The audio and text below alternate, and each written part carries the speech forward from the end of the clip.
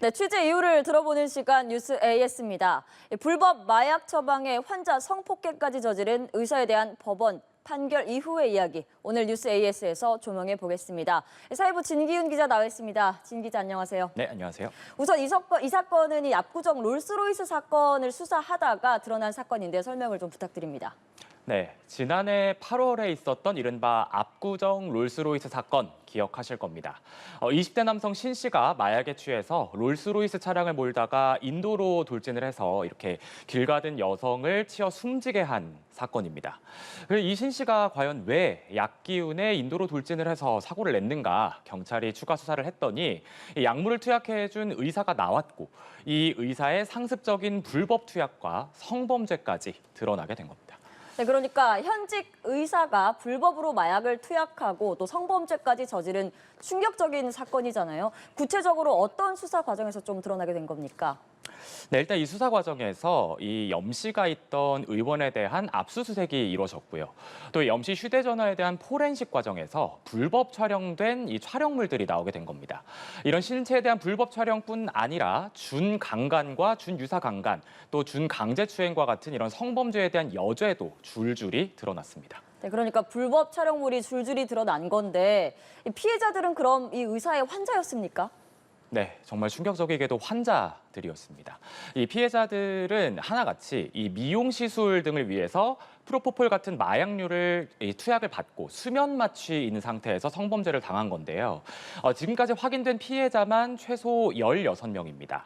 이 1심 판결문을 기준으로 봤을 때 이 범행 기간이 지난 2021년 6월부터 2023년 8월까지 무려 2년에 걸친 범행이었는데 이 범행 기간이 판결문에 나온 증거에 의해 특정된 것만 2년이라는 거라서 이 범행 앞서도 범행이 또 추가 범행이 있었을 수도 있는 겁니다. 네. 또 1심에서 또 인정된 또 범행이 또 성폭행은 1건, 유사 성폭행이 6건, 또 강제추행이 96건인데 카메라를 이용한 불법 촬영 이게 무려 544회입니다. 네. 근데 이것도 뭐 거듭 말씀드리지만 지금까지 확인된 것만 이 정도라는 거라서 피해자도 범행 횟수도 더 있을 수 있습니다. 그렇죠. 지금 판결문을 통해서 증거를 통해서 입증된 사실만 이렇다는 건데 사실 추가적인 범죄가 있었을 수도 있는 상황이고요.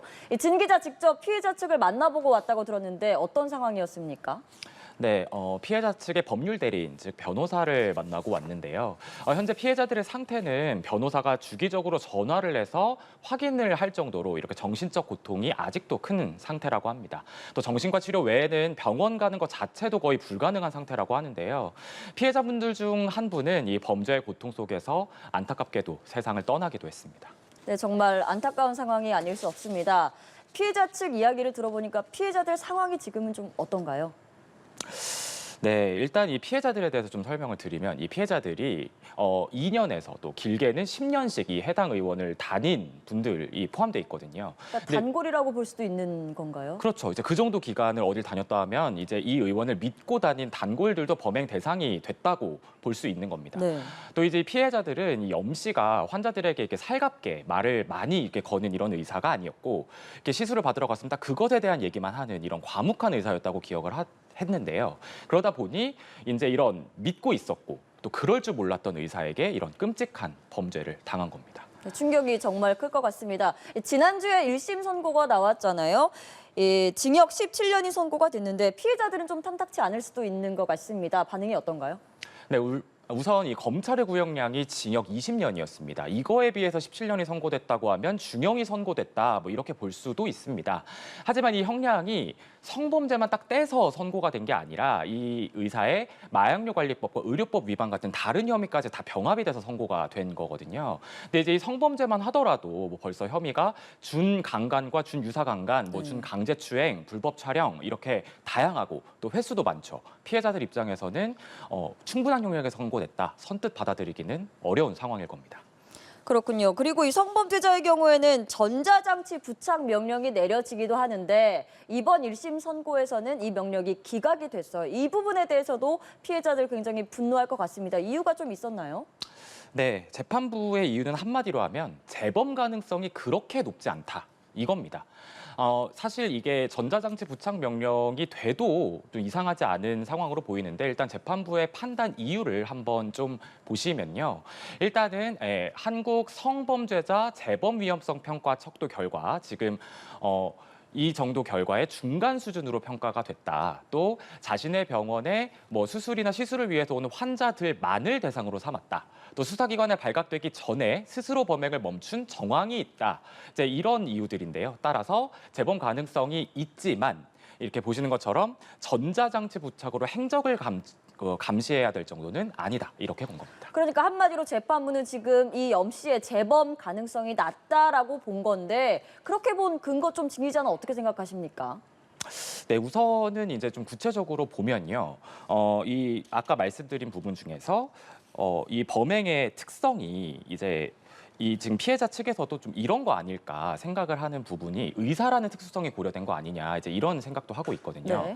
네. 이제 범행 특성 중에서 보면 이게 환자들을 대상으로 삼았다. 그렇죠. 이런 말이 있잖아요. 즉, 이 염 씨가 중형을 살고 나오면 어찌됐건 의사라는 신분은 이제 더 이상 유지를 할 수가 없을 텐데 의사여야만 저지를 수 있었던 이런 범죄를 더 이상 저지르기는 어려울 거다. 즉, 재범 가능성이 낮다. 이렇게 봤다고 해석을 하는 겁니다. 아, 그렇군요. 네. 좀 이해하기 어려운 부분일 수도 있어 보입니다. 피해자들 입장에서는요. 염 씨 측은 지속적으로 선처를 호소해 왔는데 염 씨 측 입장도 소개해 주시죠. 네, 재판 과정에서 염 씨 측은 스스로 자책을 하면서 범행을 멈췄다. 그리고 자신이 저장 장치, 즉 SD카드를 불태우기도 했다. 이렇게 주장을 하면서 선처를 호소하기도 했습니다. 즉 촬영물 유포와 같은 이런 추가 범행을 스스로 막았다. 이런 취지의 주장으로 보이는데요. 네. 근데 사실 SD카드를 불태웠다는 거는 뒤집어서 네. 생각하면 그 안에 있던 증거를 인멸했다. 이렇게 볼 수도 있는 그렇습니다. 거잖아요. 네, 그렇기 때문에 게다가 또 이 염 씨의 성범죄는 롤스로이스 사건을 수사하다가 우연히 발견이 된 거고 또 염 씨는 이 과정에서 범행 관련 자료를 다소 인멸한 바도 있거든요. 그렇기 때문에 그렇지만 그런데도 불구하고 스스로 범행을 멈췄으니 재범 가능성이 낮다. 이렇게 본 거는 피해자들의 분노를 더 키우는 상황이 된 거죠. 알겠습니다. 오늘 염 씨 측이 항소를 했다는 소식이 들려왔습니다. 앞으로 2심이 이어질 수밖에 없는데요. 앞으로의 재판 좀 어떻게 전망하십니까? 네, 우선 염 씨 측은 항소장을 제출을 했고 아무래도 형량을 좀 깎아보겠다 이런 의도일 텐데요. 피해자 측은 최대한 피해 회복을 위해서 노력을 하겠다는 입장입니다. 또 일단 형이 줄어들지 않도록 엄벌턴원서 등을 모아서 제출하고 또 앞서 기각이 됐던 전자장치 부착 명령도 인용될 수 있도록 최대한 노력을 해보겠다 이런 방침입니다. 네, 알겠습니다. 지금까지 사회부 진기훈 기자와 이야기 나눠봤습니다. 진 기자 감사합니다. 네, 감사합니다.